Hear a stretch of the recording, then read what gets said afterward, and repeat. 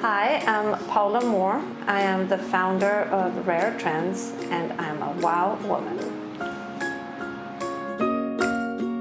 I worked for 2 years with no salary, and I told my dad, can you please give me a loan because I kind of need to live out of it.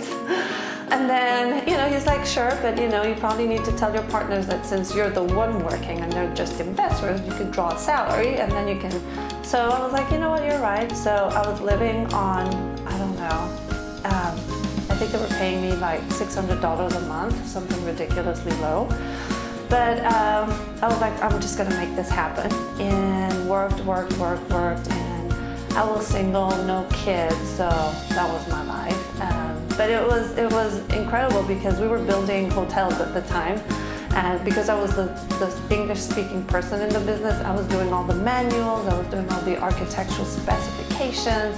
I'm not an architect. I was like, oh my God, we're gonna build a round hotel with polka dots because I'm in charge of translating and I'm not too sure what I'm doing, but it all worked out fine.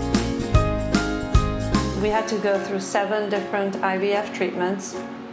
My oldest is number 4 and my twins are number 7. We had a miscarriage in between, and then when the twins were born, they were in NICU, so they were in ICU for one of them for 8 weeks. So it was just like, is this thing about motherhood ever gonna become stable and normal? Because there's always something coming up. Anyway, and it finally did. When the twins turned 2, I was like, now what do I do? I mean, I am not cut to be the stay-at-home mom, But then it's the phone call saying, sorry, it didn't work. And that's when you say, okay, let me get this. I did everything I was supposed to do, like all the shots that I was to take, and I wasn't working out. I wasn't even drinking coffee. I didn't even have a wine, So the saddest part of that is the doubt that it might create in, what did I do wrong? I mean, this has to be my fault. It don't work out because what did I do?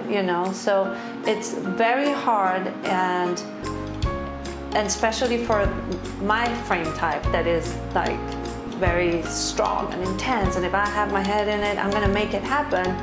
It was a life lesson to know that sometimes things don't happen the way you want them, and you just have to deal with it, and that all you have is giving it the best you can. It changes you because you will, it's an incredible thing to manufacture a little baby and then know that all this baby needs is just you. I mean, you feed him, you change him, you burp him, you protect him. So it changes, and it's a very hard thing to leave behind to pursue a dream. And I think men don't experience that because they're not carrying the baby and they're not the nurse. They can't feed them, they can't do anything. My kids are becoming stronger, happier individuals because they see me pursuing something, and I get them as involved as I can and explain very detailedly what I do. So I'm going to a show because I'm trying to sell my clothes. And are they going to buy it? I was like, well, I hope so. I don't know. They may not buy it. What are you going to do if they don't buy it?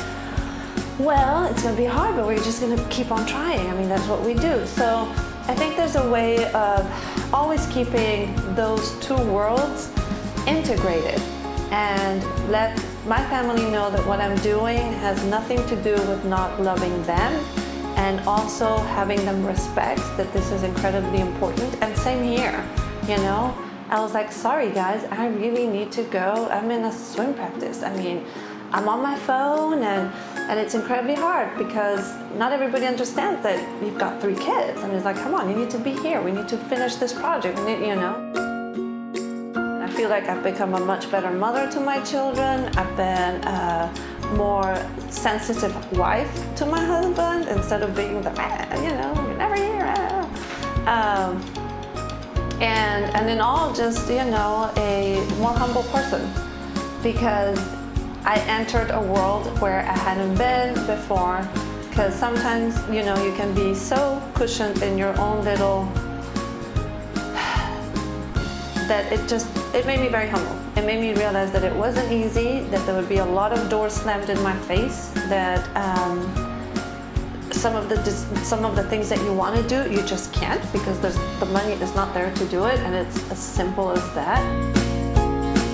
I wish I would have been more practical business-wise because I was too passionate, and it was, it's all about making the dream happen, and dreams sometimes just don't happen, and I wish that I was more objective because I would end up exhausted and just replenished because I would go all in. And now I'm a little more practical. It's either it works or it doesn't, and there's potential, there's no potential. So I've learned how to be more pragmatic about everything in life.